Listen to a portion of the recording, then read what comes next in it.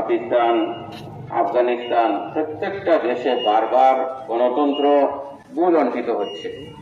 বারবার স্বৈরাচারী শাসকের কাছে দেশ চলে গিয়েছে, কিন্তু আমাদের ভারতবর্ষ আজকে ৭৮ বৎসর অবধি এই গণতান্ত্রিক রাষ্ট্র হিসাবে সমগ্র পৃথিবীর মধ্যে আজকে এখনো আছে, কখনো গণতন্ত্র ভূলুণ্ঠিত হয়নি।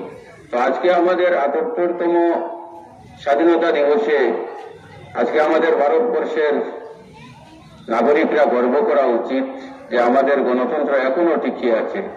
বারবার সরকার পরিবর্তন হচ্ছে, তবু আমাদের গণতন্ত্র এখনো টিকে আছে। আমাদের যে তিরঙ্গা, এই তিরঙ্গার বিজয় এখনো জয়যাত্রা আছে।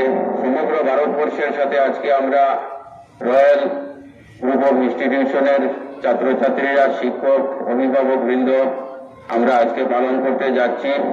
তো আমি সকলকে আজকে ৭৮তম স্বাধীনতা দিবসের প্রাক লগ্নে আন্তরিক প্রীতি শুভেচ্ছা জ্ঞাপন করে আজকে আমাদের ছোট্ট সংক্ষিপ্ত পরিসরের বক্তব্য এখানে শেষ করছি। জয় হিন্দ।